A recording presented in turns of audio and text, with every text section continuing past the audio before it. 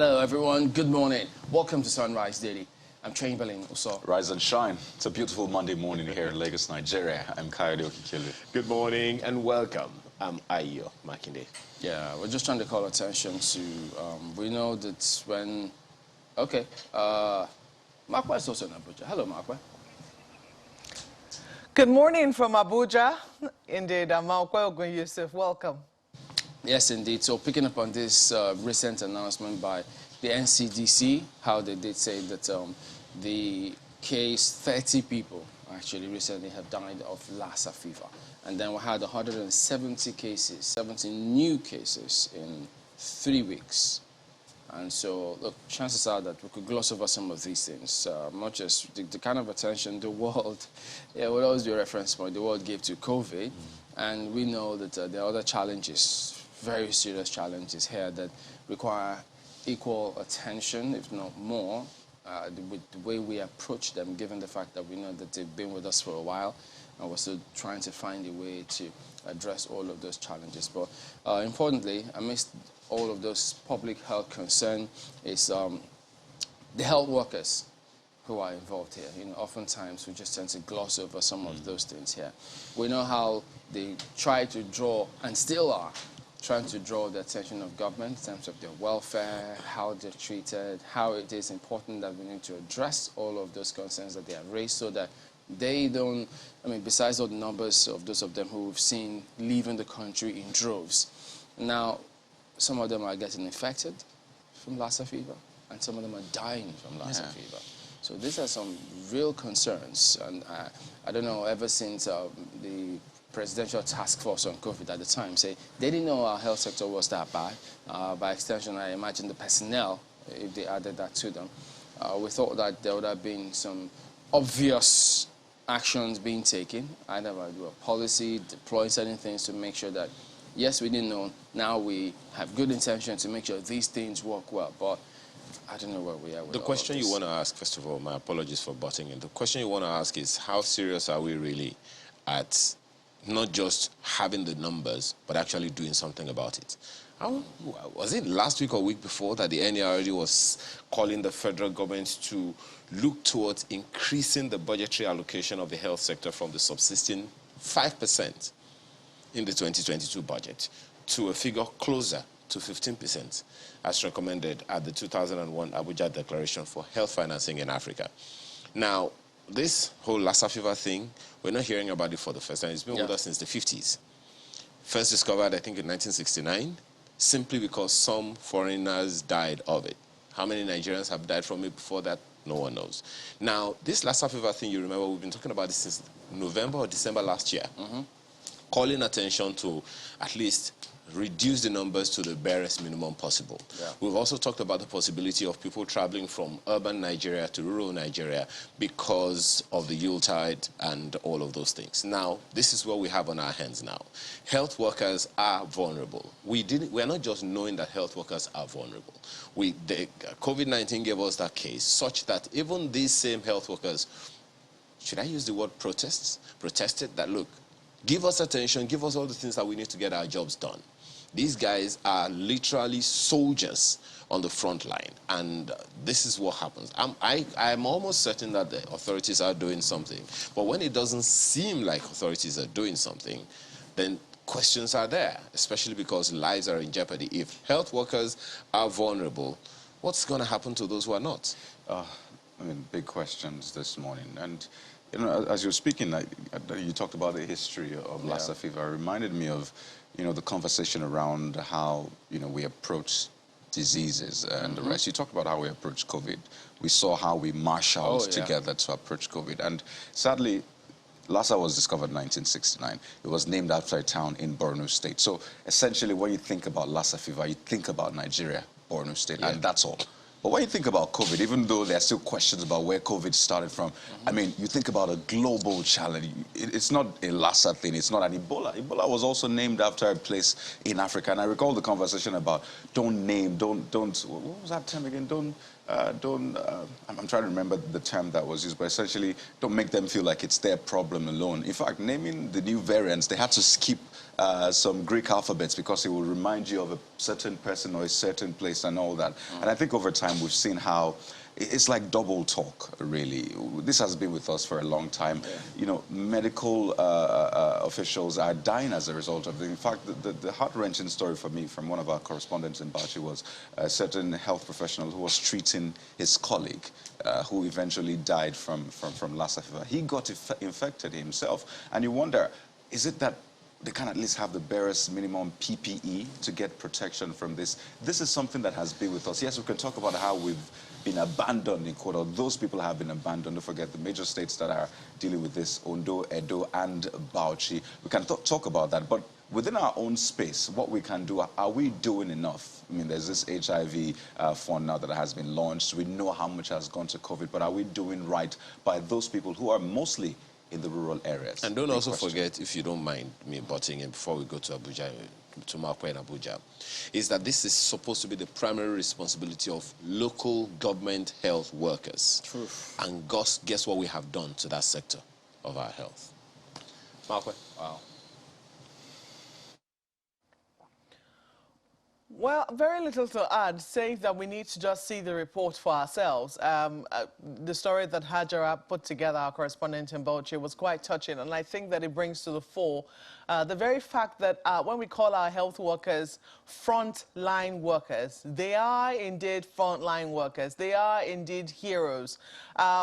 She mentioned the fact that 2 senior consultants, I think both of them gynecologists also, lost their lives. One of them, when he lost his life, it did go viral, at least on social media, despite the fact that Twitter was banned at the time. But I think that on a number of platforms, that story came to the fore because he caught Lassa fever while attending to a pregnant woman who had Lassa fever. Sadly, she lost her life, perhaps owing to the disease, but that was where he caught it from, and then other colleagues caught it from him. I think 2 of them lost their lives. And those are, I mean, to become a consultant, we know the work that goes, first of all, to become a doctor on a good day, we know just how much work goes into it. Then to become a consultant, and then to think that we lose 2 or 3 of them in such a short space to a disease that is curable, it is very, very sad. It's an unfortunate thing indeed. But there'll be questions as to whether we've taken into cognizance the welfare of our health workers and how we've prioritized it. I do recall on Friday also, we in a new program that we have, I think it's Africans in Diaspora. So we were speaking with a consultant, is it an epidemiologist now or a surgeon? I can't quite remember what his designation was, but I think he works in the UK. And we're asking, because I think he's made a name for himself, we're asking him what he thinks needs to be done in the medical sector back home to ensure that more people stay, especially when you think of brain drain. And for him, priority was welfare. So when we're losing our people, there are big questions as to what we're really doing about their welfare when they fall ill, I mean, especially in the line of work, and then what becomes of their families after they've lost a major breadwinner, somebody who is a frontline worker, who is, will I say, a store of wealth for the country, because you cannot grow a consultant overnight. You cannot grow them in 5 years. The amount of work that needs to be done is the amount of work that needs to be done. So what do we do to preserve, to make sure that this class of wealth which we have in our health workers are preserved? And then if for any reason, because as we did say, they are frontline workers, anything can happen. If we do lose any one of them, are we sure that we've taken good care of their families? These are some of the questions I think this brings to the fore this morning, gentlemen. As you said, let's go ahead and have a look at ourselves. In 2020, the nation lost one of its best consultant anesthesiologist intensivist, Dr. Habib Mohammed, of the Aminu Kano Teaching Hospital in Kano to Lassa fever. 2 senior consultant gynecologists died of Lassa last year at the Dalhato Arfat Specialist Hospital in Lafia, Nasarawa State. In Bauchi, from 2019 to date, 19 healthcare workers have been infected with Lassa fever, including Dr. Muhammad Ghazali, a resident doctor with the Department of Family Medicine at the Abubakar Tafawa Balewa University Teaching Hospital, Bauchi. He contracted Lassa fever after caring for a fellow doctor who later died of the disease. It had broken down a lot of our colleagues. It had affected us both mentally and physically and psychologically. It took a toll not just on me and my immediate family, but even the hospital, the community, and doctors at large. It's the season of Lassa again, and the vulnerability of healthcare workers increases as the rate of infection grows. What could be responsible for hospital outbreak? Well, the major challenge in managing Lassa fever for healthcare workers is because of the similarity in presentation with other illnesses. And then at times, especially in lower hospitals, you see that the usage of IPC measures is not optimal. It's not what is actually desired. We come in contact with them, but we can only suspect at our own level. We can just query. But when it's confirmed, we don't know. So you won't even know which particular patient had it and which one did not have it because you're not getting the feedback. Some doctors also say they take risk for patients when they run short of personal protective equipment, but this is no longer an option. As concerns intensify at the rate at which health workers are getting infected with Lassa fever, authorities are being deliberate about advisories. A caution to maintain a high index of suspicion for Lassa fever, among others, spreads boldly on this flyer. However, the management of ATBU Teaching Hospital assures that more preventive measures are in place for health practitioners. So we have stocked a lot of PPEs that can take up to 2 years as of now. So as such, this intervention helps us in the preventive aspect of the disease. The ratio of doctors to patients in Nigeria is already below global recommendation, and it's worsened by the brain drain in the sector. The nation cannot continue to lose healthcare workers to outbreaks like Lassa fever. This is a threat to the attainment of Sustainable Development Goal 3, which emphasizes well-being for all. Hajara Aliyu, Channels Television News.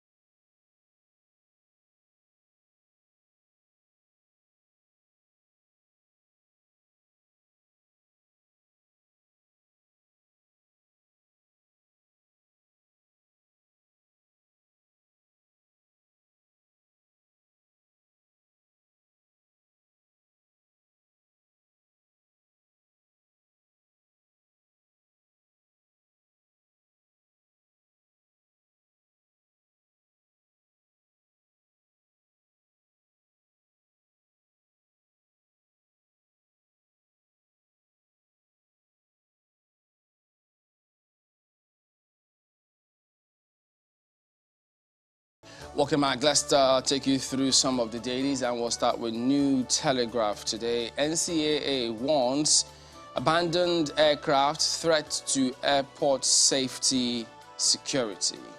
That's over 100 disused planes owned by Chachengi, Hack, Donna, Savannah, Hako, Albakar, IRS, Nikon, ADC, private jets of famous clerics. Others congest ramps.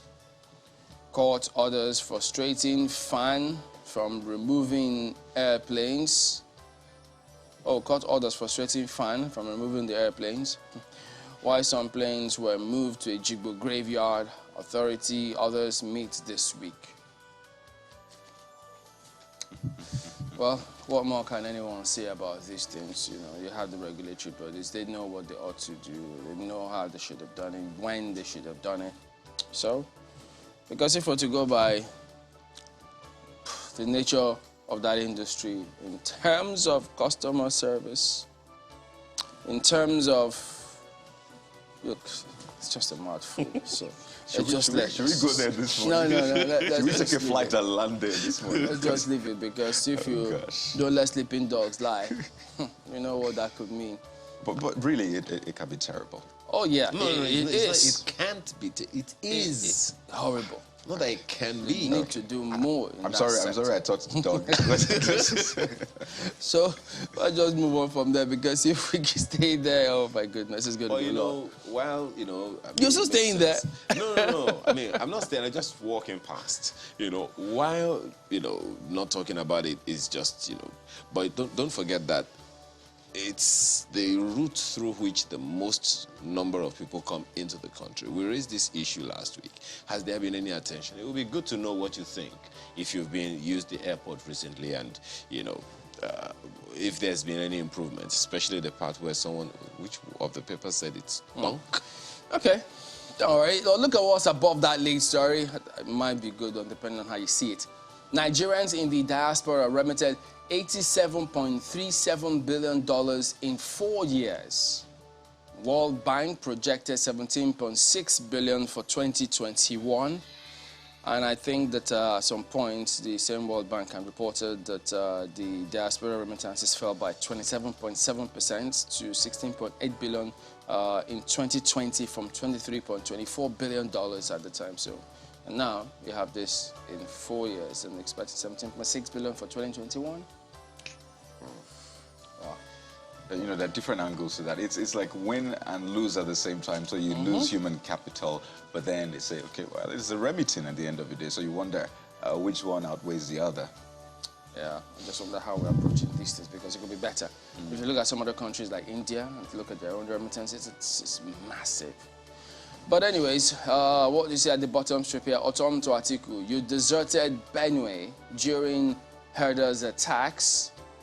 And then you see the writer, I have issues with the way Fulani race was profiled. Atiku. We'll take a look at Vanguard this morning. Did I see someone just drop mic? This one is on politics, and as you see, it's on presidency. PDP, APC playing games with zoning, sourcing capital. Yeah, and you wonder what kind of games, but perhaps the writers will give an inkling. Adds zoning not making headway because PDP governors want to dictate process.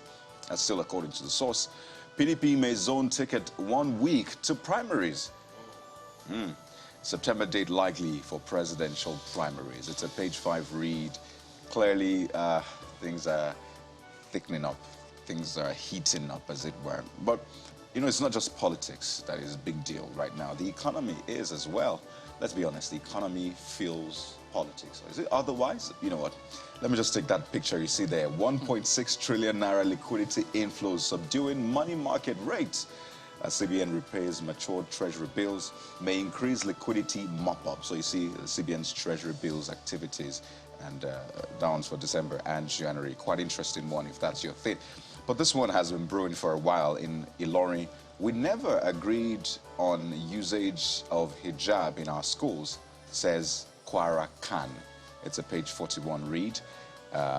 Details on the inside. And this one, I'm still wondering what to make of it. 40 suspected Yahoo boys in white garment invade Abuja Estate at 2:30 a.m.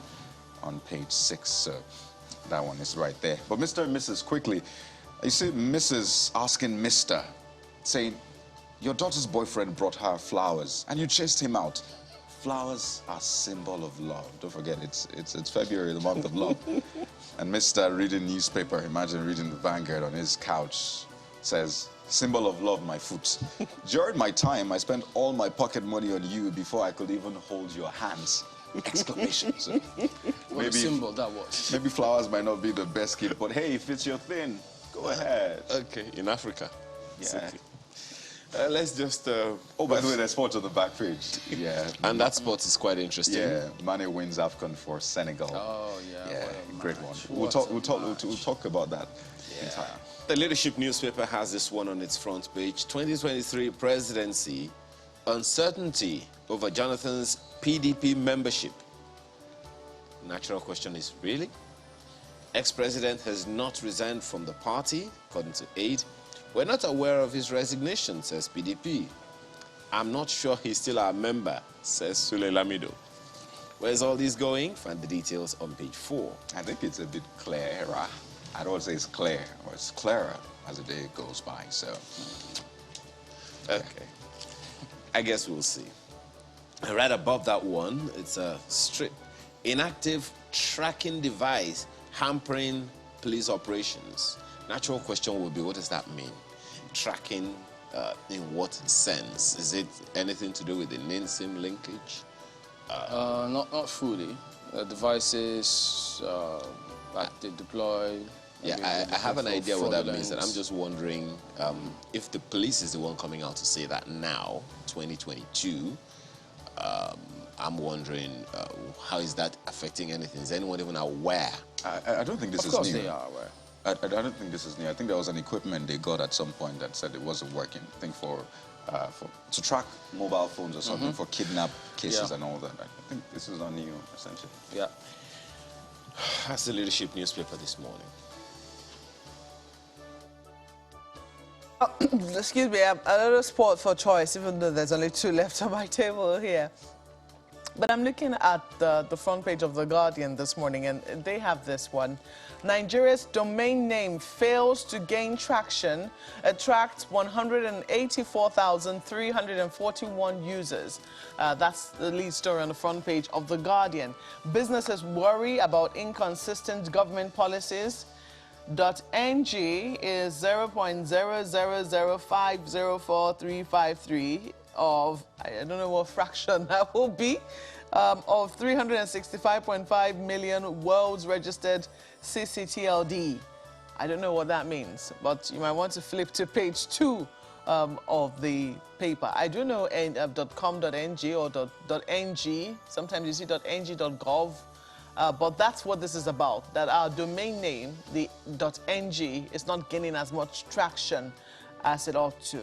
INEC, banks, e-commerce firms, MDAs still adopt .com, .net, .org. Country loses millions of dollars to foreign adoption. So these are some of the concerns raised on the front page. Well, The Guardian stole my heart today because they had this picture from the finals yesterday, played between Senegal and Egypt. What a match it was. The new champions, they couldn't just, control themselves around the cup before the trophy was given to them while they were going to go and collect their medals. Everyone wanted to kiss the cup. I'm like, it will soon be yours. Calm down. Hey, but what do I know? I mean, I haven't won a match before, have I? Page 41 will give you all of the details for those who missed it. And then you now have this one. Serap writes Buhari over security agencies' access to subscriber details. That is also on the front page this morning. 7 crew missing, 3 alive, 1 body found after Sepcol fire. That story is still there. Ohaneze Indigbo, IPN, back power shift to Southeast in 2023. Let's leave it there for The Guardian this morning. Oh, yeah, I mean, it's our first time, so they just, their emotions got to better at them, understandably. Well, take a look at Nigerian Tribune next.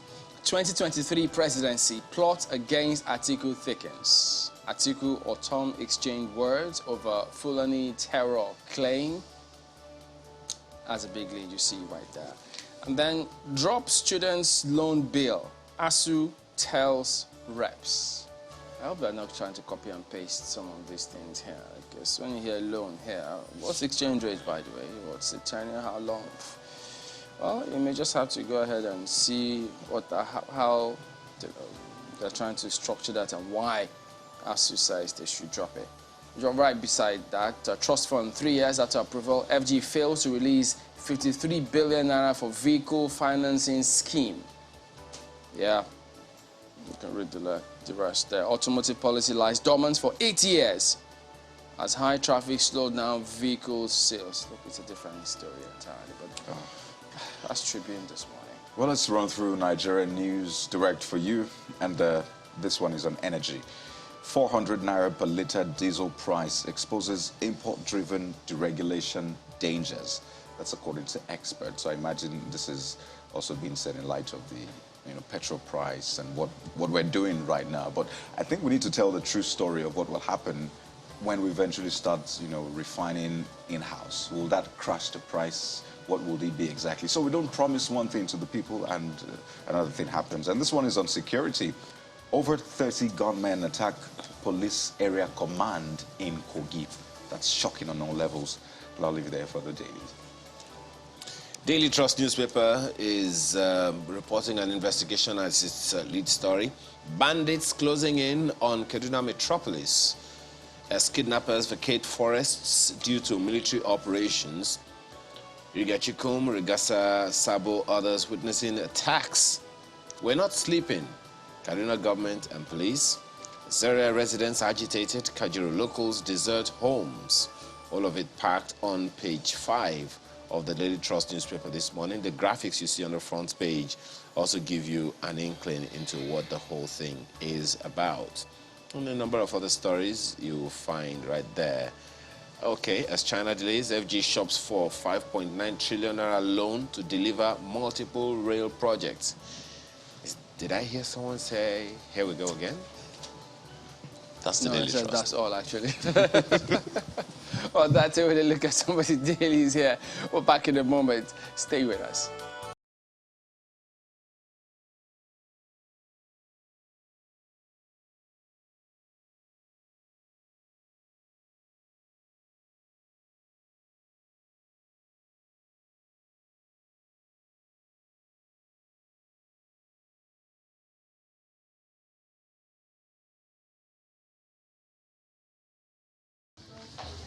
The Statistician General of the Federation leads other staff of the organization to reel out the latest Consumer Price Index, a tool that measures the average change over time in prices of goods and services consumed by people for their day-to-day living.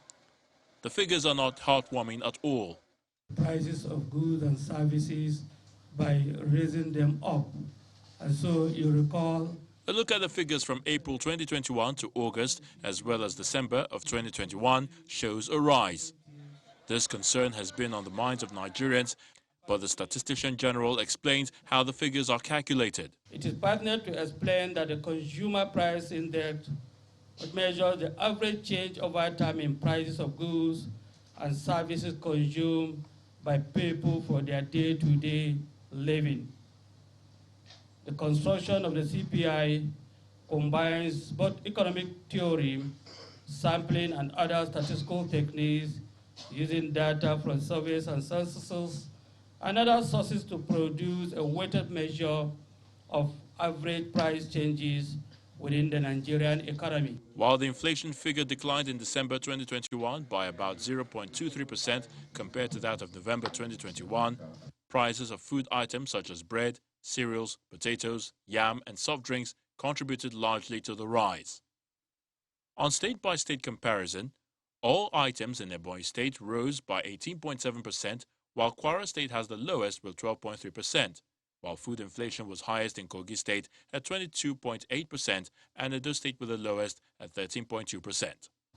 The change in the declining trend for about 8 months must have been caused by the increase in prices of goods and services as a result of increase in their demand during the month under review, being a festive season. On month-to-month basis, the headline index increased by 1.82% in December 2021. This is 0.74% higher than the rate recorded in November 2021, which was 1.08%. The figures from the NBS reveal that prices of goods and services across the country continue to rise exponentially, a situation that requires action from the relevant authorities.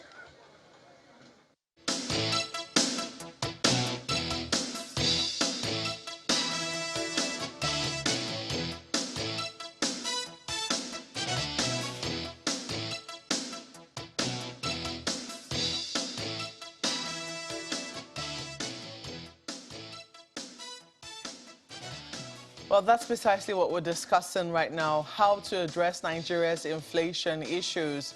We all know that somehow, with all of the composite baskets we have making up the figures that eventually come up with our inflation, we know that one of the most troubling of all of the composite indexes has been that of food. And there are questions as to what we can do, because a World Bank report says that about 8 million people were pushed further into poverty owing to inflation shocks from last year. And they're afraid that the projections which we have for this year, we might not be able to meet them. So there'll be questions as to what are we to do, especially now that we're in a political year, and it's sometimes very difficult to, to ask the main actors to focus on the issues at hand. I have with me this morning Professor Ken Ife, who's a development economist, joining us here in our Abuja studio. Welcome, Prof. Thank you. Thank you for having me. And we also have Dr. Anthony Chibo, who's an international economic strategist. You're welcome to Sunrise Daily this morning. Thank you so much. Thank you. Well, the statistics are not looking very good. If we're to go with the World Bank report that did say that 8 million people were pushed further into poverty as a result of food inflation, it's worrisome, isn't it? It is, actually. It is. And we cannot dispute it, we can't dispute the figures. Otherwise, you will say that the Bureau of Statistics doesn't know what they're doing. I think they know what they're doing. So what can we do about it? Because food inflation, I mean, food, it's a necessity. We all must eat. And people, I think it reflects directly in their purchasing power. When inflation continues to erode the value that people have in their hands, and when they go to the market and they can barely buy food to eat, that is certainly a cause for concern. What are we to do? Yeah, food inflation is only one part of the story. Indeed. But a very important part of that story. Because if you look at all the trends over the last 15 months, it's always been the big driver. Apart from all the money supply issues, apart from all the structural issues, food seems to be driving the thing. But there's also seasonal variation. So we expected seasonal variation to kick in December because of the festive period. And if you even look at the states where you had all those spikes, it tells the story. But it wasn't that much. It was only an increase of 0.23 for the food inflation over the composite index. And then, of course, if you want to see the impact on all other items, you have to go down to core inflation. And the core inflation was 0.02, which means the rise was fairly steady across all indicators, but it was the food that showed the movement. So if you see 0.23 compared to 0.02, so it is the food that is still driving. And if you wanted to see the theater of the inflation, is in the urban area, because there was a higher rise in urban area than in rural area. But then the distance between the urban and rural tells you the role of transportation costs and power costs. You know, the main difference, and imported food are mainly consumed in the rural area, or imported other things are always consumed more. So that was the picture. Yeah, but double digits is still quite, I mean, it's worrisome for our inflation rate. I do not know if you've had time to think about it and what your thoughts are with regards to our inflation figures, especially when it comes to food. Yeah, I've thought about it. You know, I'd like to put it from the perspective of the masses or the common man. Yes, we're talking about the headline figures of 16, 17, but it's important to note that it's for the man that is going to the market, or the woman that's gone to the market and is buying something at 3 times the amount what he or she used to buy it. I'm happy you corrected that, because usually that would be a woman's domain, isn't exactly, it? Exactly. But you see, if she was buying something for 5,000 naira 12 months ago, and she's buying the same thing now for 12,000 naira or 18,000 naira, her inflation, let me put it that way, is not 16, 17%. Her inflation is 30 to 40%. And that's why it's a biting, a very biting issue. And if you permit me to go further, why? Why inflation is a dangerous thing. Inflation brings about inflation if external forces do not cope up. It keeps on going up and up and up, and that's why you have to come in. And you have to come in innovatively. Food inflation. If you ask researchers and you ask people on the street, what's going on? They'll say, oh, you know, once the price of fuel goes up, then everything goes up. The price of fuel goes up by 20%, everything goes up by 200%. I believe that connection, this is me talking, that connection is a fake connection. Let me be brave enough to bring it's a fake connection, and we need to do what we need to do. What do we need to do? I mean, remove. People will say that that's an exploitative connection. It is an exploitative connection. Thank you. I just said fake. Yeah, remove the subsidies. Remove the subsidies. Now people say, it's the common man. Is it really the common man that suffers? The subsidies are on PMS. The percentage of the masses that uses PMS, it's not the poor. It's not the masses. It's the middle class and above that have cars. Then you say, okay, innovation comes in. Well, I'll beg to argue that a bit. Please Let's take Abuja for example, which is where we live as we speak. You're right. We know that as we speak, there is no mass transit system. I was coming to that, ma'am. Taxes are what work in Abuja. You're right. I was just about to say, yes, transportation, and you say if you increase it, fuel prices go, and most of our transportation is using PMS.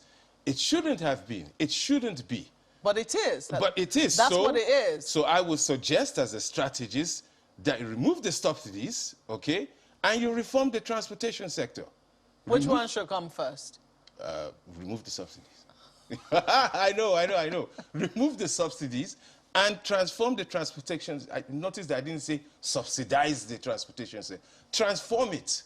Get it more, I mean, first of all, focus on public transport. Public transport, change it from PMS vehicles to electric vehicles. That is what is happening. We're in the 4th industrial revolution right now. Let's do it. If you must be any fossil fuel, then there's a deregulated fuel already there, which is what? Diesel. Most public transportation vehicles would use that. And then what's happening to our railways? We cannot dodge the facts that because we've not done something economically with strategy, we cannot do what we're supposed to do to move forward. So we need to do that. Some people will say your suggestion is to actually further increase the inflation figures, because we already know that when there is a slight increase in the price of PMS, we see an astronomical and sometimes totally unrelated increase in the price of... An exploitative increase in other things. Exactly. And very rarely do they come back down. Even when... They do not come down because we have not tackled... But that is not what has happened over the last year. That is not what happened last year, Prof. I'm sure you'll agree. Right. Last year was something else. I mean, sadly, I didn't keep the prices of food throughout last year, but I wish I did, because I do know that as a mom and as a wife, managing a home budget, I did know and I did feel that there was... Every time we went to the market, there was another increase. Exploitatively. Every time we went to the market, there was another increase. It was not the same price for the past month that we will have for the next month. So what precisely happened last year? Because we know that it was not an increase in the price of PMS. Yeah, you know, when you say the inflation is 17% this month, last month, it means that the general increase in the price was increased by 17, and it continued to increase by 16. It continues to increase by 15. So it's increasing, and it's on a month basis. So by the time you finish the year, it's more than doubled. So that increase continues. So that's why when you go to market tomorrow, you see an increase. It continues to increase. But it could have been worse, though. It could have been worse. I know we are focusing on the food component, but there are many others, other things. You know, normally, money supply is traditionally related to inflation, but we do have money supply challenges. You know, a lot of overdraft to the federal government. We also had, you know, we had a lot of injection because of COVID.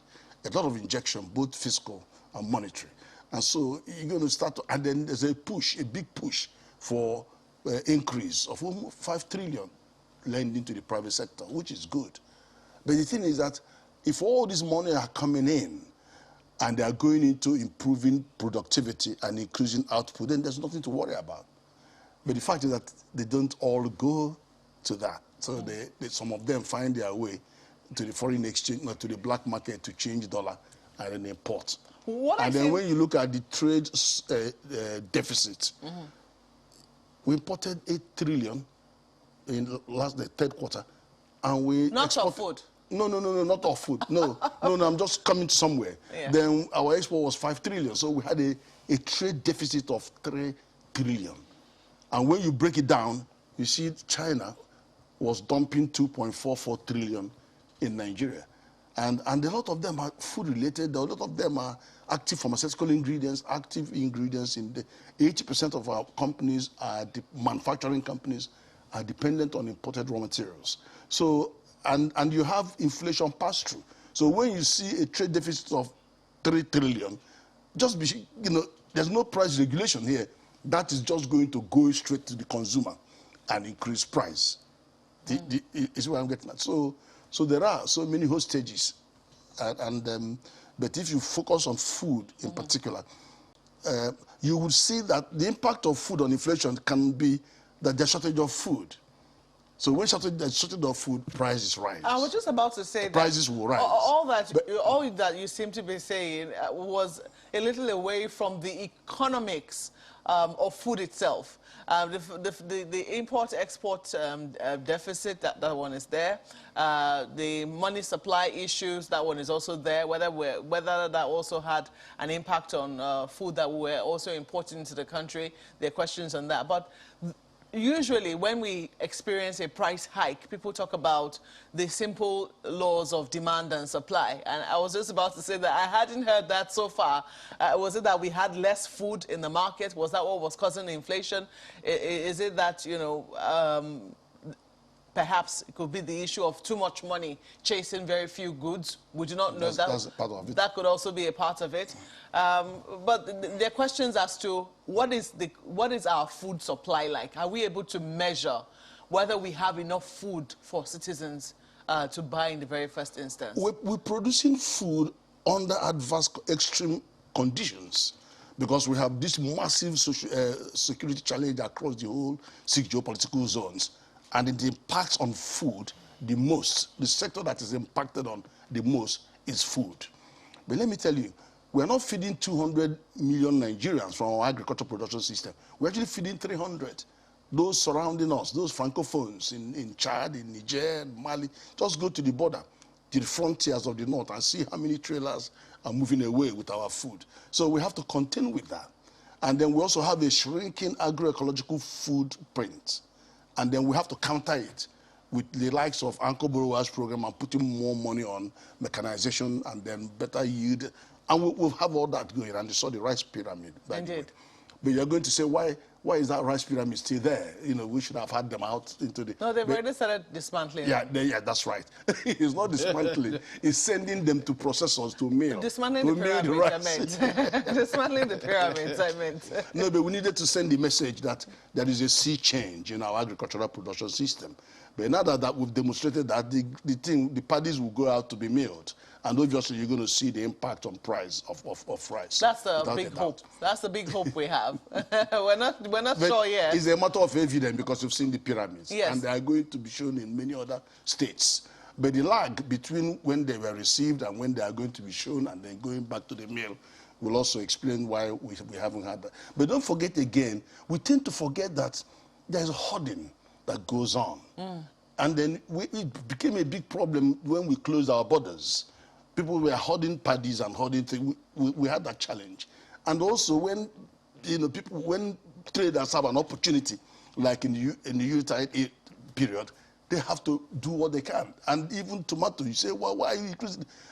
Where is the dollar involved in? Tell you, everybody, it is their own payback time. So they want to. They have to maximize profit. Absolutely. Oh, well, let's flip this to Lagos. I know that my colleagues also have questions. Sorry, guys, I don't mean to say I'm the only one that goes to the market here. You must have felt the pinch as well. Well, certainly, Marco, you're not the only one, especially when you have to be the one to dish out the cash.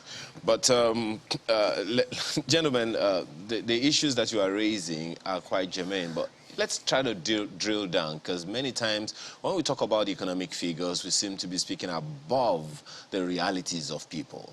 Let's drill down to the brass tacks. Local governments, rural areas, and all of those people, they have their own economic realities way far from the figures, what the figures are saying. If we are to consider their realities, how serious a challenge do we have on our hands, especially given the fact that on the one hand we're talking about these things, on the other hand their realities are there, and we seem to be unable to really, I don't know, how do we bring them into the fray? Let me take this to Dr. Chibo. Yes. Okay. Thank you. You know, the reality is, okay, let's put it this way. You know that I think I've said before, economy, states, local governments ought to be innovatively running their own businesses. And what I mean by that is that each local government, or should I say state government, ought to be thinking about the process of how it increases its revenue. So whatever strategies it does, whatever it's thinking, it has two responsibilities, more, but two, which is how am I going to use the resources I have within my locality to actually bring in revenue that creates jobs for my people and stabilizes prices. So that's something. You know, there's something that I'd like to bring up here. We need to do something. No matter what situation, the inflation process, the inflation dilemma we're in now, something has to be done. And most of what has to be done are hard choices. It's going to be difficult to make the right choices to bring us out of inflation, whether from the state government or the local government or the federal government. And these choices are not politically popular choices, but they have to be done. Maybe I should use the word structure. The structure has to be reformed so that good things happen. If you're afraid of reforming the structure because of the immediate impact on the people, then you will never get there. It's like a sick person goes to the doctor right now. And you are saying that if I actually give this guy an injection, it's going to pain him. And it will pain him for the next 5 minutes. And because it's going to pain him for the next 5 minutes, I'm not going to do it. And that's what I'm talking about here. So going back, in the local governments, or should I say the state governments, let's get it right. Let's get the structure right. We cannot escape the fact that we are citizens of the world. The world is living in a fourth industrial revolution. If we are talking about our inflation figures and everything, we are being left behind. Each day we do not implement the right strategy to get us out of inflation, we are going backwards. We are going backwards. So let's challenge the situation. Anything that is causing us to be vulnerable, for our economy to be vulnerable and spikes in inflation because of forex or foreign currency manipulations, let's remove it. One of the number one things there would be, let's remove the heavy burden for forex that comes about through fuel subsidies. It's not a popular decision. It's a hard decision to make. Yes, but it must be made. Now, at the same time you're removing that subsidies, make sure that you are going to do something that alleviates who is going to feel it the most. And my suggestion is, since there is a correlation, a purported correlation between the food prices, which is the one the masses are feeling the most, and fuel subsidies, attack what is said to be the relation, which is the transport sector. Remove the fuel subsidies and alleviate the pain of the people by putting a direct strategy that makes sure that it shouldn't translate to hikes in prices in everything. When you do that, you find out that those hikes are actually fake. They're exploitative. Okay, if I could just jump in. That's my take on this. They're very exploitative, and we should take it head on. Let me bring in Professor Ife on this next one, because, yeah, if speaking about transport, I mean, I was reading a piece the other day where the Minister of Works did say that Nigeria's infrastructure spend in the last 6 years has yielded 13,000 kilometers of road nationwide. And you then wonder, you think, so this ought to have an impact somewhere. But even if you remove all the subsidies, you do put all those measures in place, do you think we can actually get the kind of impact we require if we don't address the security challenges? If farmers cannot go to the farms, if we can't transport some of these things enough, can we ever get the proper results from all these policies? Well, we are beginning from a very low base. If the stock of infrastructure in Nigeria is only 35% of our GDP, and the likes of South Africa is 80% of their GDP, and many countries are over 100% of their GDP. So we're actually starting at a very low base. The 15,000 kilometers is just a dent. Now, the second one, of course, is the issue of transportation. Transport costs as far as it affects inflation. Transport is not the only cause. You have power issue, we have forest-related issues, we have so many other issues, but it is an essential part, especially when you look at the distance between rural inflation sub-index and urban sub-index. You know that transportation is very, very key, that 1.something%. But having said that, if you take away subsidy, I mean, I'm an ardent believer that you can't subsidize. You cannot afford to subsidize consumption. If you want to bring in subsidy, you subsidize production so that you keep the jobs in the country. I believe that. But if you don't tackle transport, other transport-related issue, and simply launch an attack on removal of the subsidy, immediately inflation will go up to 25% or more. Immediately, instantly. And so, but, you know, there are a lot of other things to be brought into play when we decide to, when we're going to go down that route. And I believe that that is the way to go. But in terms of your general question on whether we can ever do more by, you know, we can. The transport is critically important. Well, Prof, that was connected to security, actually, if you can link it with security. Yeah, the security thing is actually number one. Why? Is because in a state of insecurity, investment vaporizes away. And investment is the key. If you want growth in the economy, if you want employment in the economy, you've got to have investment. If the first investment is what is your saving, which you can invest, and you don't have it. So you go borrowing. And who goes borrowing goes sorrowing. Then the second thing is that where you now have to borrow, where do you borrow from? And then the debt burden of paying for this. You've seen that sometime last year, around May last year, the servicing was 98% of the revenue. But then it's coming down. Even the projection this year is that it's going to go around 40%. So that is good news. And then the government has doubled up increasing revenue drive from 7% of the GDP to 15% of the GDP. That's the target to 2025. It might actually do better than that by the time we get to 2025. But the fact remains that all that area contributes immensely. So debt situation, debt servicing.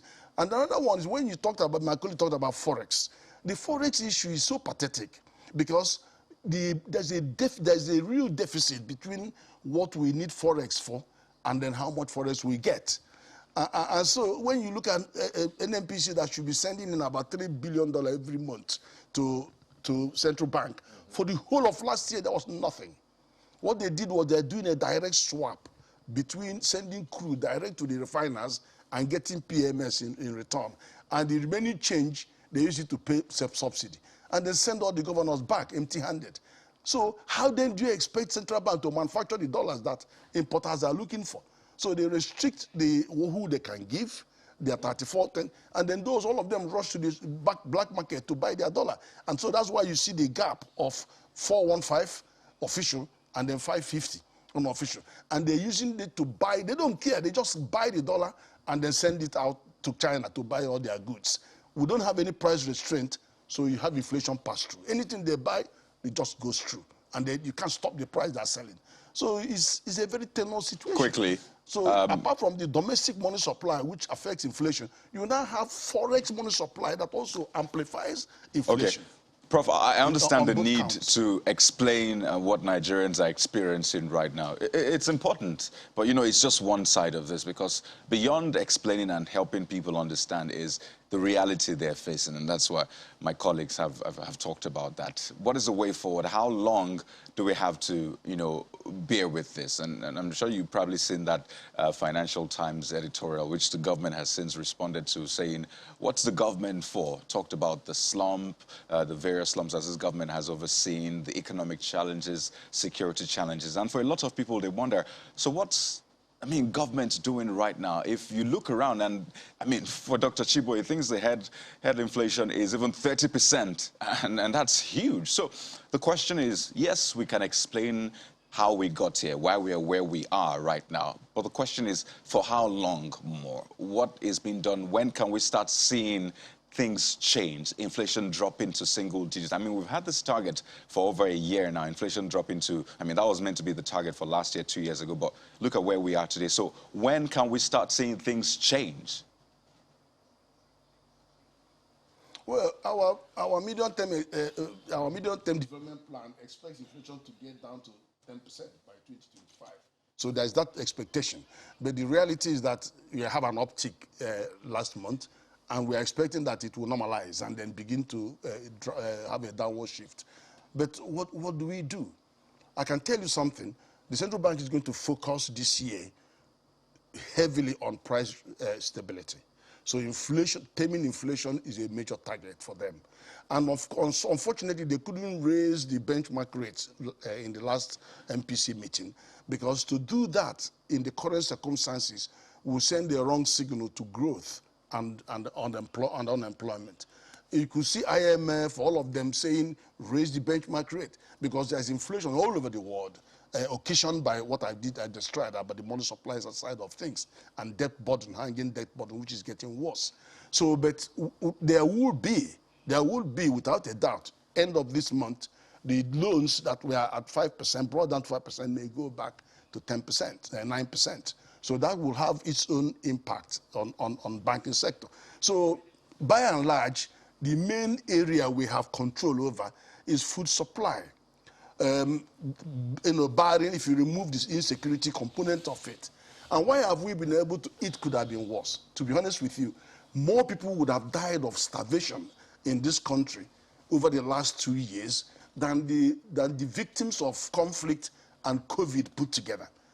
And the reason that we are still here having this debate is because the central bank and all the bankers came together and said, enough is enough. Let's focus on the last mile. The last mile is the farmer that needs to grow our food. And let's make a difference between agribusiness and agricultural development program. The federal government has been doing their best with states on agricultural development program, building over 350 dams, feeder road, strategic grain reserve everywhere in the country. I'm not sure how much grain you have in those reserves, and doing everything, buying fertilizers, hundreds of billions, and sending them. Some of the commissioners in the states are selling those without giving them, and the farmer will be sitting there waiting for the input until the farming season is over, and they're waiting for the. So we've seen all those shenanigans. Go ahead. But the banks came together with CBI and said, look, we're going to tackle the last mile. And tackling the last mile means, what do we want? We want to de-risk agriculture, right? You gave them a nice sal. Secondly, we want to see who we're borrowing money to, lending money to. Well, that's know your customer, BVN. Biometrics. Okay, with the BVN, say, okay, how about where are they going to farm? Satellite coordinates of the land. And then, what if they don't pay? After we've given them money, global standing instruction to sweep account. So they brought all that, and then, okay, how about the reality that, no, give them input. No money in the system, give them input, take the raw material produce. So all of those means critical focus on the man that actually grows the food. That's why you have rice pyramid. So we need to be able to replicate that. Absolutely. We need to have that in more states. We need to expand the value chains. And then, of course, they've now brought 100 for 100 PPP, which is moving up the value chain. By focusing, you can take up to 5 billion. the focus on processing, so that you can actually bring the prices down. So let me ask you now, as we wrap up, just quickly, how optimistic that we will be able to continue with that focus in this year preceding our general elections? Well, the issue is that how serious are politicians going to take the transformation that is taking place in our agricultural production system, where we are now deploying higher yield inputs, and then we are now having 4.5 million farmers access loan with no collateral. What are your Never thoughts on happened in that? the country. Do you think that they'll be able to maintain focus? I think the momentum should continue, because private sector are wheeled in to help private sector. The banks are private sector, wheel them in to help the private sector and stop all this emphasis on public-led agriculture program. I mean, it has its place, but it's just not dealing with the problem. Let me ask Dr. Chibo. Yeah, you know, with the short time we have now, we need to do so. I need to bring in something, because I've talked about the fuel subsidies, and I would always like us to challenge ourselves and think out of the box because of the world we live in now. And you see, we're very, very, very vulnerable. Our manufacturing, our whole economy and inflation is very vulnerable to what happens in the forex market. And I am saying, let's do something. Let's think out of this box, and let's even find out let's redefine what is manufacturing in our country, because what the manufacturing sector has a lot of pull and pressure on forex here, on the foreign currency. So why? What is the definition? You see, Einstein said that, you know, the true definition of intelligence is not knowledge, it's imagination. I would also go forward and say it's imagination and innovation. If we don't begin innovating, next year we'll be discussing the same old thing. Let's go out strategically. Let's do things. Are we manufacturing? Why should our manufacturing sector be such a burden on a foreign currency for us? So what is actually manufacturing? Is manufacturing actually pulling together, using your own local currency, converting it to another person's international currency, buying so-called raw materials together and putting them together for your people to consume? If that's manufacturing, I disagree. That's not manufacturing. That is actually increasing inflation. That is, you're actually putting fuel in the face, because everybody's mind, everything we do, actually ends up, you know, promoting another person's economy. Manufacturing will be using our own resources, putting value on our own resources, producing things that were not there before, and consuming and exporting. That would be manufacturing. And if that could happen, if we could sit down and tackle these issues, you find out that we wouldn't be discussing what we are discussing here in the next 1 or 2 years. Well, it's a big hope. Well, we'll see whether, you know, what eventually changes in that direction, especially when in terms of the definition you have given for manufacturing. And, you know, industrialization. The world, I must say it here, the world, yes, you industrialize, but where are you industrializing to? There's a fourth industrial revolution. Dr. Chibo, that has, okay, your time. We're totally out of time. Right. We have to thank you, gentlemen, for coming on Sunrise Daily this morning. Professor Ken Ife is a development economist. Thank you for coming. Thank you. And Professor Dr. Anthony Chibo is an international economic strategist. Thank you also for coming on Sunrise Daily this morning. Well, we'll have to take a break at this point, and we'll be bringing on another issue. Please stay with us.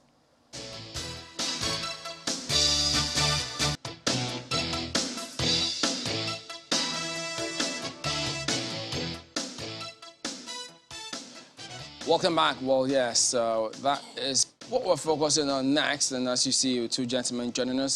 Senator Saidu Dantadao is the national chairman, the National Rescue Movement. He was a senator, two-time senator representing Zamfara State.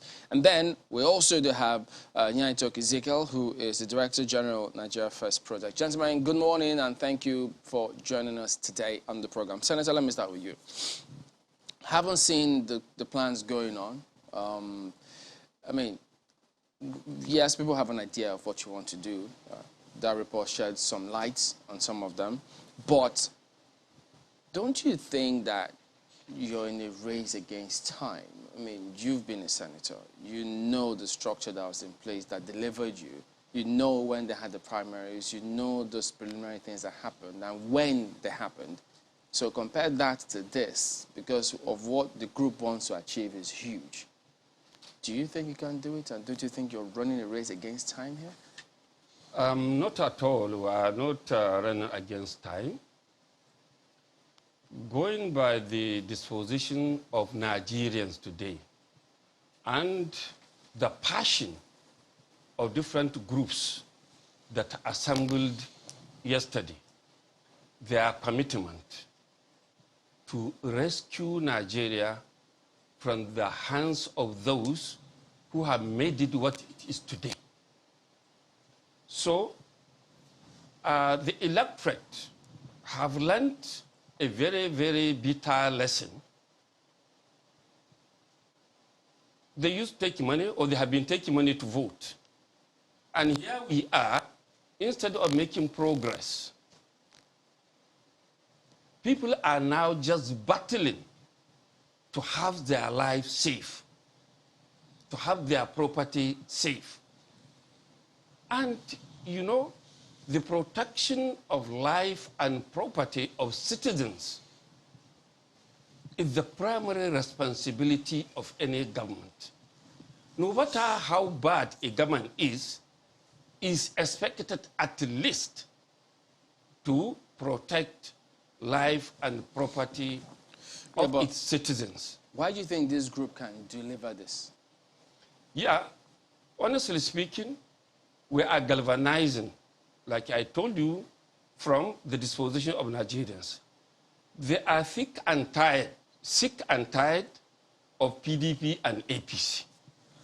All they are looking for now is a political platform that will bring them together, make best use of them in order to kick out both APC and PDP from the realm of governance. And you see that possible within the next 1 year? Oh, it's quite possible. And that's why we opted for fusion. Why? Because the process of fusion is very simple. If we had chosen to go for merger, then honestly speaking, I would agree with you that we are running out of time. Why is this different?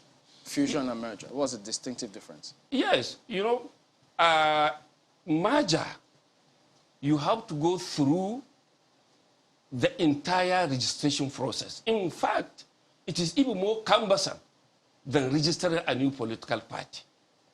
And for fusion, you have different groups of organizations who are not registered political party.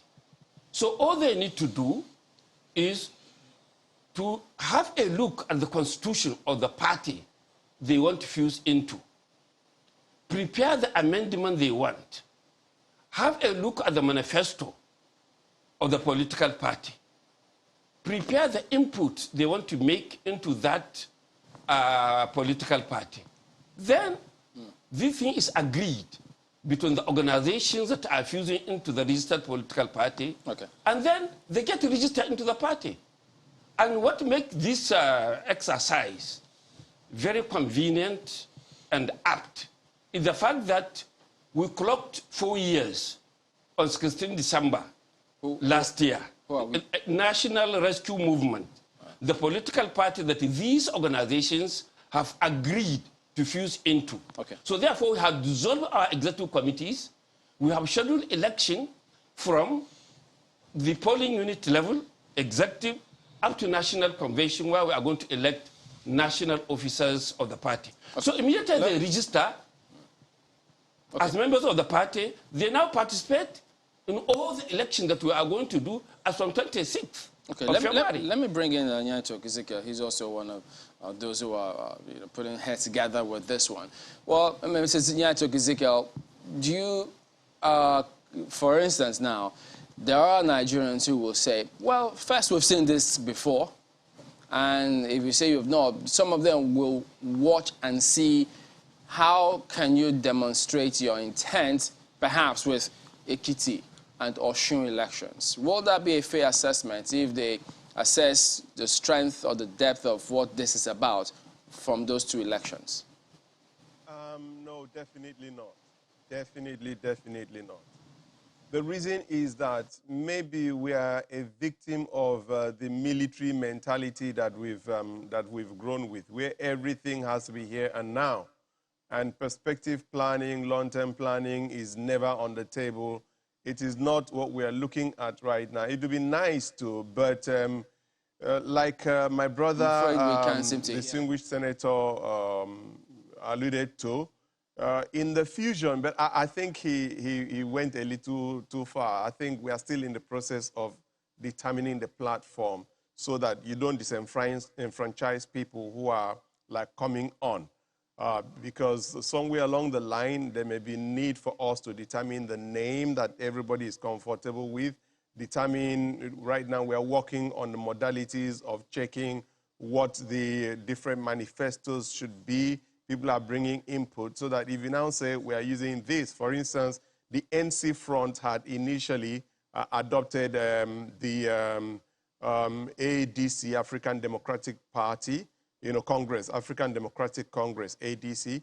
So, but as we grow together, we are looking at how to open the space and be more inclusive so that if you now start to mention a particular platform now before it is announced, it could disenfranchise others who are thinking in the same direction.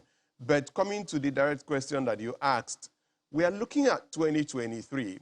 And to that extent, we are looking at all the indices that will make the different fusion components to feel comfortable. And from what we've seen so far, I think I'm extremely comfortable that there will definitely be a shift in 2023. That's why we're not rushing to look at Ekiti or Osun. No.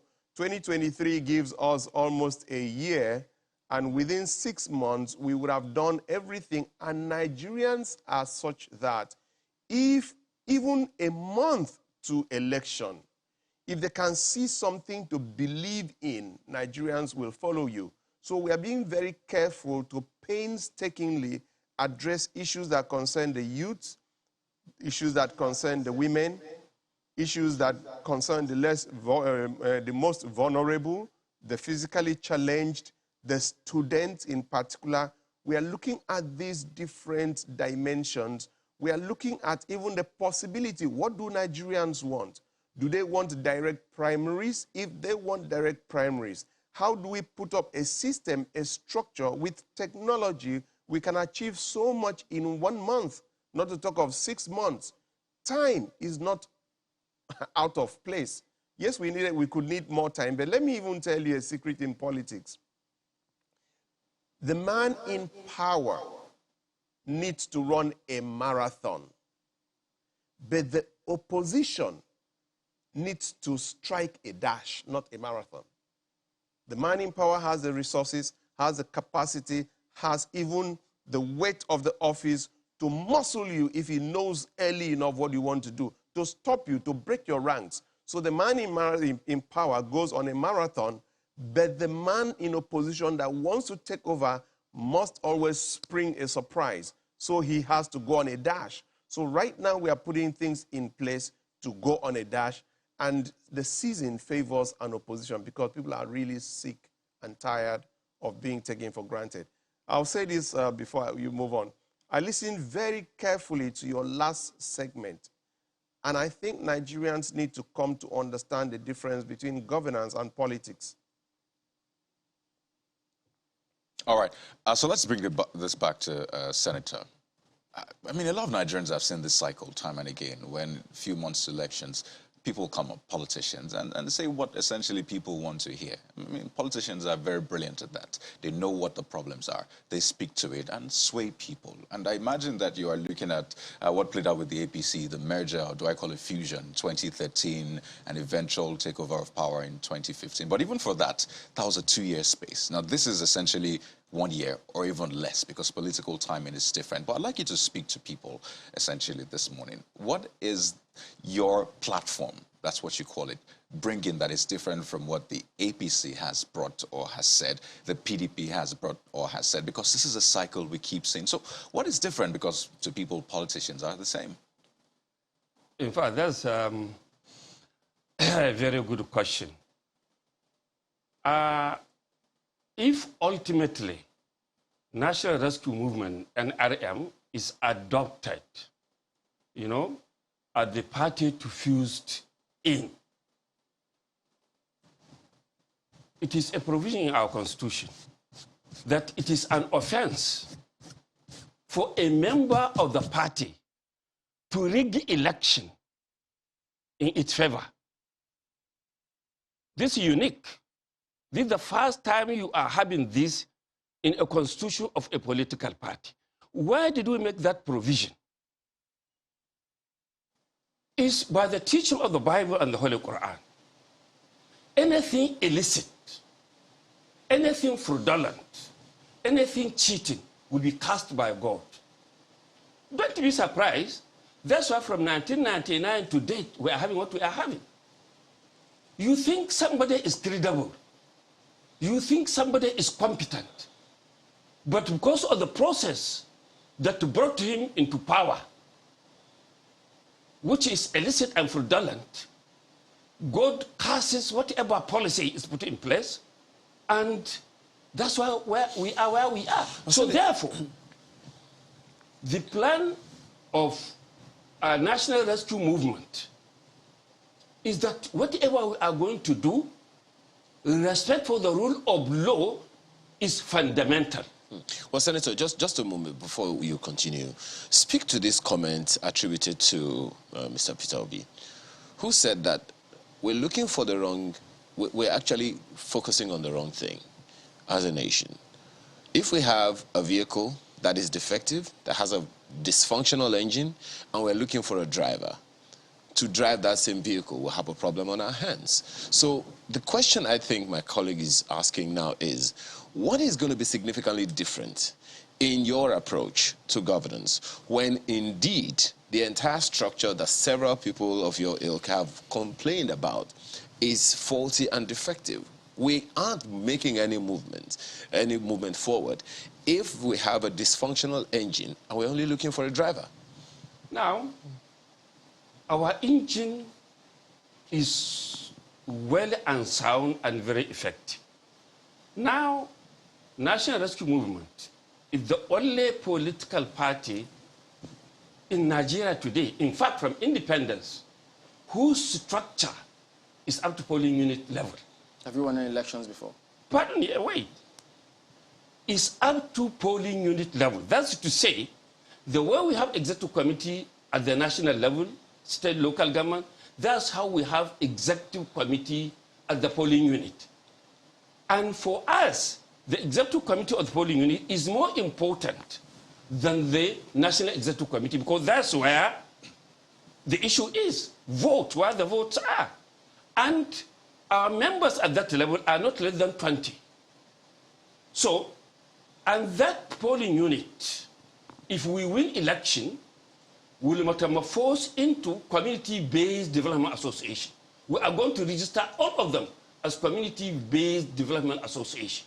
And under them, we are going to have cooperative societies. If you win election. If we win election. And the strategy for winning the election, if we have 10 people as members of the executive committee at the polling unit level, all we need to do when election comes, we assign every one of them to recruit 10 people to vote for NRM, to vote for the presidential candidate. And that will give you 200 votes per polling unit. If you calculate 200 votes per polling unit to the number of polling units we have in the country, no presidential candidate or no president had ever won such number of votes. That's the strategy for winning the election. Number two, if we transform the polling unit into community-based development association, and under it, cooperative societies, all these loans that are being given will be channeled directly to this cooperative society. And therefore, they will become vehicles for rural and economic development. This is something very unique. This is a strategy we call bait and switch. Yes. If you win elections on a certain strategy, you switch to something else. But has your party won any election at any level before? Of course, yes. Which one? Sit at House Assembly seat. Which state? In the first state. Which year? 2019 election. Remember, it's a new party. We were registered in December 2017. You understand? And don't forget, there are parties who are registered before the registration. For 20 years, they had never won even a councillor seat. And what makes us attractive is the conglomeration of many organizations that are coming to form the third force. Remember, Nigerians have been yearning for third force that will wrestle power from PDP and APC. Like I told you earlier on, Nigerians are sick and tired. People have come to believe that if you are relying on PDP or APC, these two so-called almighty political parties, you never fix Nigeria. Okay, Senator, one moment. Let me take this to Mr. Nyetok Ezekiel. And I mean, Senator has spoken quite well about the plan, which looks good on paper, as you'll expect. But, I mean, we've just finished the AFCON and we see the tactics that they talk about. But when it's time to play the match, you know, things happen. But the conglomeration Senator talks about, help us understand. So we know what the APC is. We know what the PDP is. For your third force, incidentally, we spoke with someone last week who says that, well, he's also a part of the third force, so I wonder if he's a part of this third force. But what do you bring to bear? How much of force, how much of human capital do you have that you want to contend against the APC and the PDP, essentially? Okay, thank you very much. I would like to make a very clear clarification so that it becomes easier for us to understand where we're coming from. First, I'm a Board of Trustees member of ADC, African Democratic Congress. And for me this morning, I'm not here on the platform of a party. I'm on the platform of the coalition that we are putting together, looking at the challenges, proffering solutions, and will eventually one day take a decision on which direction to go. Now, that said, let me come directly to the question that you've asked. There's a mindset reset that we need to have as a people in this country. The first is that politicians are extremely good at their game. They've read us like a book, so they give us narratives to follow. My brother, just look at this. We have almost 75 million youths. Number one. Number two, we have certain programs like Big Brother, where you have over 30, 40 million youths that vote. Yet, Mr. President of the Federal Republic of Nigeria won his election with less than 16 million votes. I want to tell you that over 25 million votes of the youth can be activated overnight. Overnight. And I say this with every sense of responsibility. Not to talk of you and I, that don't, okay, not to talk of myself, not you. You belong to that grade. I'm 58, so definitely not youth, okay? Not to talk of this group of people added to it.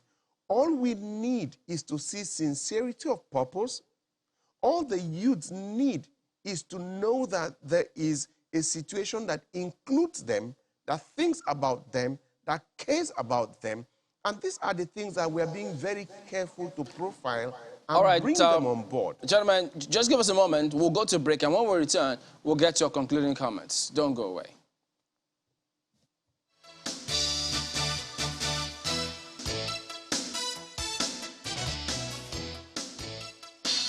All right, welcome back. It's our concluding moments with the gentleman here in the studio. Well, Senator, look, notwithstanding how Hashimi won the state assembly seat in Zamfara state, I know you know that many have argued that, well, is it because that the court ruling for Zamfara state, APC, the votes cast were wasted, and so certain things happen in certain ways. But yes, your NRM got one seat in that assembly. So is it that you're using that template or just that one seat, trying to use it to spread across the country and then hoping to win elections? And by the way, are you getting politicians from other political parties to come and fuel this, or is this strictly new people coming through with this one? No, honestly speaking, there are many politicians, but like minds. You know? From where? People who have been to APC and PDP, sure. or who left APC and PDP to come to this sure. one? And those who apply not to leave PDP and APC. There are many of them. You'll be surprised in the next 2-3 weeks, the caliber. Why do you need them? I thought you said this is a new movement. Yeah, why we need them, you know, in any setting, you have bad eggs and you have credible elements. So we have been talking to credible members of these two political parties to come and join us, drawing the attention to the fact that where they are now is not where they belong. Are there any such as credible members of those political parties? Yes, there are. There are no doubt about that. In any setting, no matter how bad it is, there must be some credible element. There's no doubt about that. And there are those that we have been talking to for the last, in fact, 3 years. And they are coming out. Within the next 2-3 weeks, you'll be surprised about the big names you will hear that will join us. How do you define, pardon me, big names? Well, what does that mean, big names? No, does that mean people at the governors, level, senators, or yeah, what does people at the level of senators, people at the level of former governors, people at the level of even presidential aspirants. All right, Mr. Nyeto, closing moments now. The question many people will be asking is, are we even raising the right issues, the correct issues with people that will draw them to even be interested in the issues that concern their lives? Are we addressing the right issues? Thank you. I think that's one of the most important questions. We've been driving narratives that are absolutely irrelevant. The issue is we have a country where we are on life support. We have a country that has forgotten the basics, the most fundamental, as captured in the Constitution, Chapter 2, Section 14, Subsection 2B, that says that the security and welfare of the people shall be the primary purpose of government. We are leaving that, and we're talking politics. We're coming back to address these fundamentals. I want to really thank the women and men of conscience who have decided to put their resources, their time, their energies to say, no, this country cannot continue the way it's going. If I perish, I perish. But I'll rather die trying than keep quiet and resign myself to fate. No, we're not doing that. So we're coming together. And luckily for us, we have the critical mass. That's why, like today, we are being very careful to let people know we are driving a narrative that is not concluded yet. We are driving a narrative that we are bringing them in. We are opening the space for the youth to come in. We are opening the space for the women, the physically challenged, to come and put their narrative. That's why we've put up a committee. In the next 30 days, I'm privileged to be one of that committee. We are going to network and give Nigerians a believable structure. That's why I don't want us to focus on our parties, whether it is ADC or no. Let's focus on the big picture of Nigerians coming together to put in place a system, a structure that will rescue this nation. And I think that rather than doubt, I think everybody at this point should say amen. If you mean well for this country, come on board. I want to thank Labour for sending their leadership. And the statements they made yesterday were extremely reassuring. We want to thank the civil societies who have said the way that we're able to come together and put pressure on this electoral bill amendment, let us also come together and put structures and systems on a particular system that we can believe in and drive people. We need to wrap up at this point. So I'm sure many will be looking to see how this eventually plays out. They'll be looking to see if this will field any big name politician, maybe No, a we don't former want big governor or names. No, former no, please, president please. as We're their not on big candidate. name politicians. Who knows? We are on the people getting Okay. what they want, not big name politicians. All right, we'll watch and see, and we'll wish both of you all the best as you go about this. Senator Seydou Dansada is the National Chairman, National Rescue Movement. He's a two-time senator of Zamfara State. We also I've had Nyanto Kisiko, Director General, Nigeria First Project. So we're back in just a moment. We'll turn our attention to sports. Don't go away.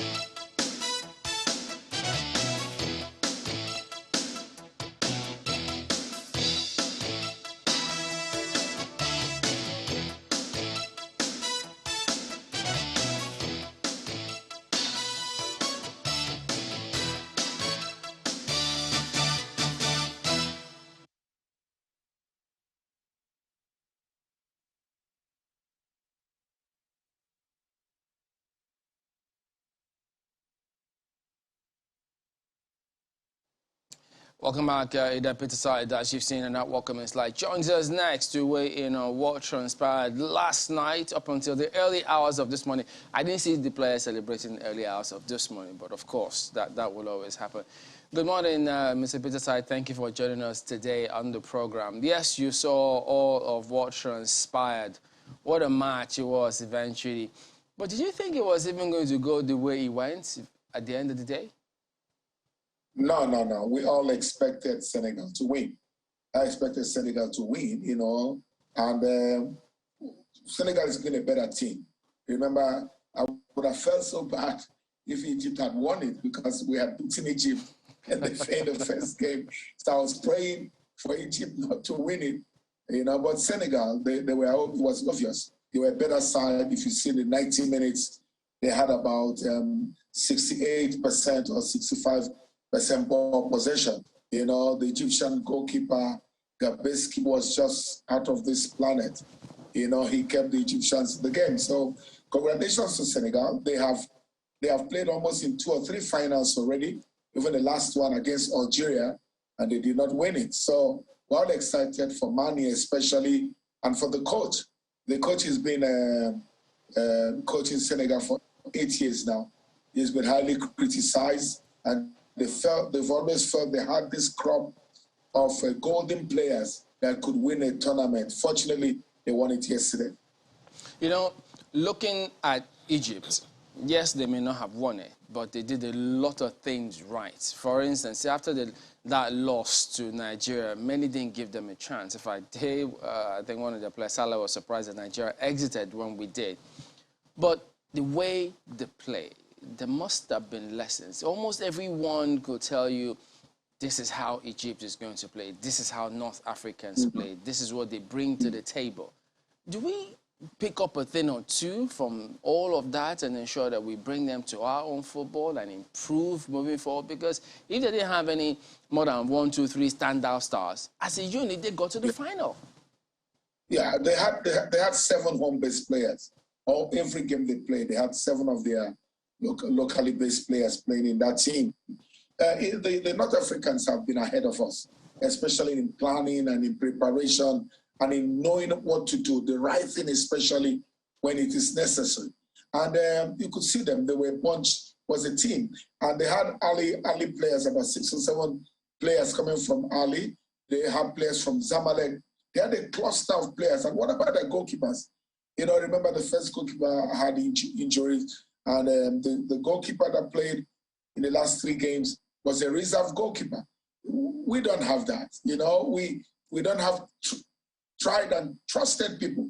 They have built this team over the years. Again, even with the Senegalese team, they have built the team over the years. And that's the consistency we've been talking about. They were fantastic. We had a fantastic finals, and we enjoyed the game. It was beautiful to, if we are 1 hour ahead of you there, So we stayed up till about past 1 or thereabout, watching the African glamour finals. And it was worth it. Really was worth it. And I'd like to talk about something outside that match, but it had its effect on that match, and that's about timing. So Senegal had more time to rest, as it were, compared to Egypt. And you heard about that appeal that the Egyptian team put forward to CAF, which was eventually rejected. We've gotten to a time when, football is more scientific. I mean, we have the VAR now. We've thought, let's allow more substitutions because of COVID. A lot of things have changed, essentially, in football these days. So could that have been something to, look into for Egypt, maybe not now, but moving forward, so that the teams have equal opportunities, as it were? Well, a lot of people would say it affected Egypt, but I don't really think so. Why? Because at the beginning of the tournament, these fixtures are made. And you don't change them because one team feel not rested. Like I've always said, I always call it a 6-game tournament. The finals, anything can happen. The finals, the 7th game wins you the tournament if you do well. So the preparation has been there, and they rested for 2 days. You're in a tournament. Tournament games are, 2 days, 3 days rest. And it's expected. Quite unfortunately for them, the Senegalese had more time, about 4 days, and they had 2 days to rest. But when you get to the final, technically, really fatigue just leaves you because your focus is on the trophy. Fatigue would step in like it did for them, it did to them when they went into the extra time. Fatigue steps in when your body, the excitement and everything wears out, then you need the body to carry you through. Again, we can't keep giving excuses. You go for a tournament, your goal is to win it. But was it just me? Now back to the match. Well, we expect that maybe this might change moving forward, depending on what the football authorities think. But about the match now, was it just me, or Salah wasn't quite the Salah that we were used to? So is it a function of the players he plays with in Liverpool, or this AFCON was just overwhelming for him? Maybe it was just me, but what do you think? About what? I lost you there. Okay, about Salah. I mean, watching Salah play during AFCON and yesterday, it wasn't quite the Salah that I'm used to watching play for Liverpool, for example. So I'm wondering, is it a function of the players he has to play with in Liverpool, or the competition in the AFCON, or the players in Egypt? What do you think may have been responsible for that, except it was just me? This is Africa. This is Africa. It's different here. This is a jungle. They kicked him left, right, and center. In Europe, the referees will protect you. Here, nobody protects him. Look at the game. 3 guys would be on him. It happened to Moses Simon. Remember, this is Africa. We don't take prisoners. And when you're in Europe, they are very structured. You remain on the left side, remain on the right side.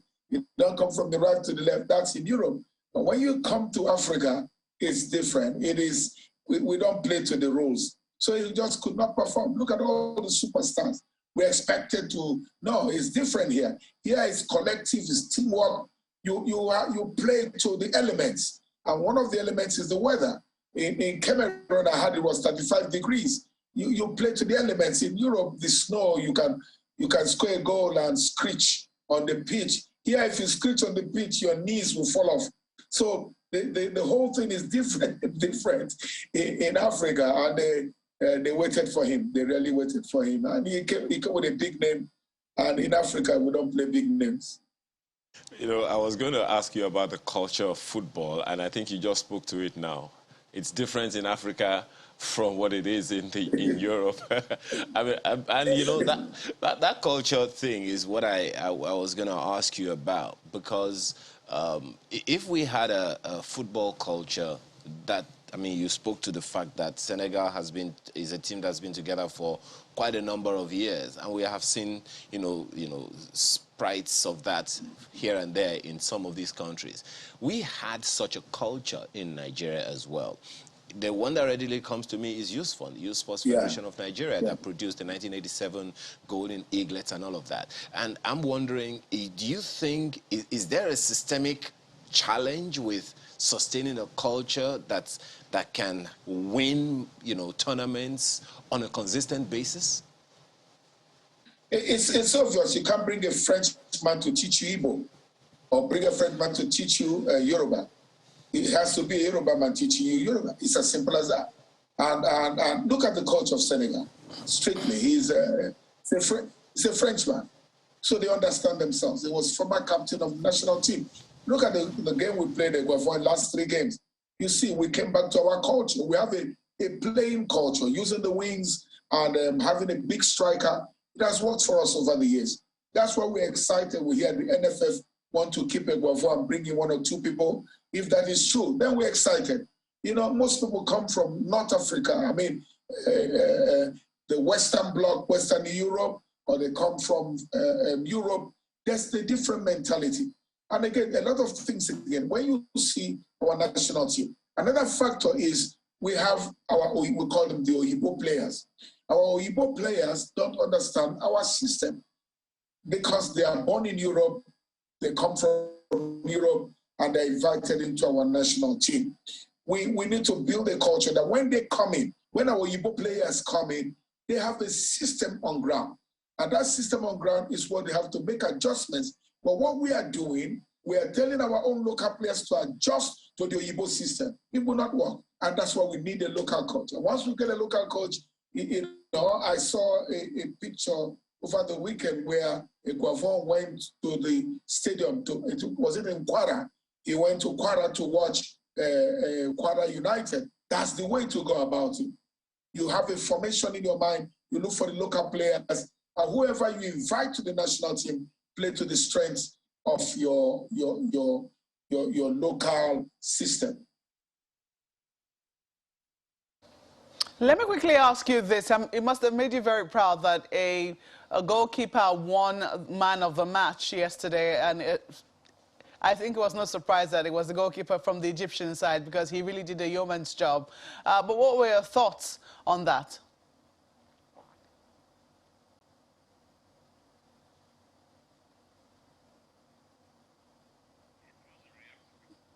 Oh dear, I think he's frozen there. But I was asking him, Mr. Peterside, if you can hear me. I'm sure you must have been immensely proud that a goalkeeper won man of the match yesterday. Would you say that the Egyptian goalkeeper deserved it? Yeah, they gave it to the Senegalese goalkeeper, which I think, the overall tournament was given to the Senegalese goalkeeper. But the particular game, this particular game, the finals, was given to the Egyptian goalkeeper. Perfectly right. He was stupendous. He was just out of this world. You know, he kept Egypt in the game, and I think he deserves that. I'm proud that the goalkeeper, like you say, I was one. I'm happy that the goalkeeper won the man of the match. But when a goalkeeper wins the man of the match, it means that the team was under a lot of pressure, and it's obvious that the Egyptians were under a lot of pressure. Overall, how would you rate the hosting of Cameroon of this AFCON, and how optimistic are you that moving forward, the next host, I think it's Côte d'Ivoire, will be able to do an even better job? Yeah. They did a splendid job. They did a splendid job. Cameroon, you know, with all the COVID issues, and remember they were supposed to have hosted it 2 years ago, and the rights were taken from them. And people were not too sure, you know, especially the hotels. There are a lot of things we did not see, but we were hearing the stories that the hotels were bad, the roads were bad, they were taking power, but that didn't affect the game. Overall, and we saw the opening ceremony and the closing ceremony, absolutely beautiful. Again, congratulations to them with what they've gone through. I think they did a swell job. We look forward to Ivory Coast in the next 18 months. So I know you've spoken about the African football, the way we play, how they kick you, they don't play big names, and then we have our culture of playing. But then it's still a global game with global rules and global standards.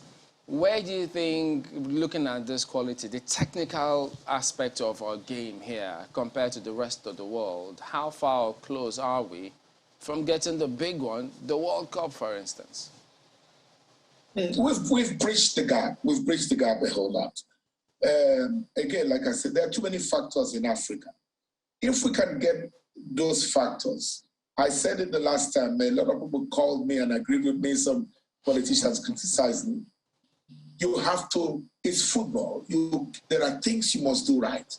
Keep some people away from the team, prepare the team in a separate place, mentally prepare them. That's what they do in Europe.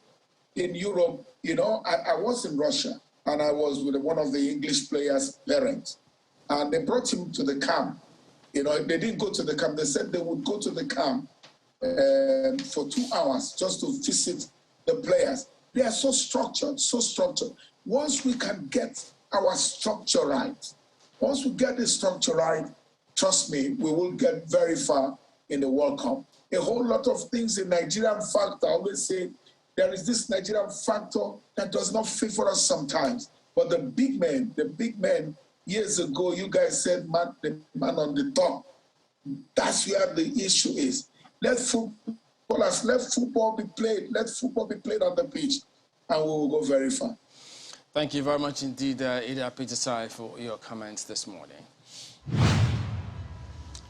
All right, let's take a look at some feedback coming through. Habila sends this one about politics. It says, okay, it's a tweet actually. It says, Nigerian politics is very expensive for meager political parties or third force to win a presidential election.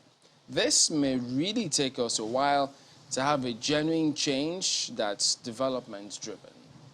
Take a look at this one from Yusuf Wasiu, saying to win an election in Nigeria, you need a structure. CSOs and technocrats coming together to form a coalition less than 14 months to a general election shows they're not different from what we have on ground. Fire brigade approach, no matter how brilliant their idea, it's Christmas carol. I'm wondering what that means, really. But Professor Inakana says there, Nigeria must look within and invest in human capital development. Grow the SMEs, cut interest rate on borrowing to single digits, invest in agriculture, and our political elites and leaders must be accountable to institutions that are difficult to be manipulated.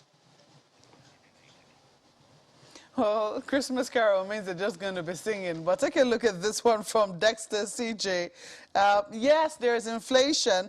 There's also an extended inflation caused by these fraudster Yahoo boys. They flamboyantly lavish money in the market without negotiating price. Traders and sellers will increase price out of greed to get more profit.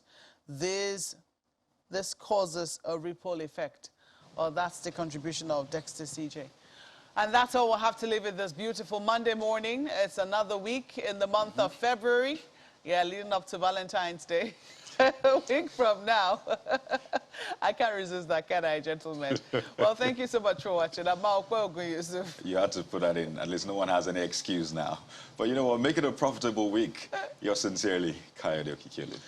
God bless Nigeria. Make it a good one. Ayo Makinde here, signing out. God help us make it a good Valentine. I'm Chamberlain, so.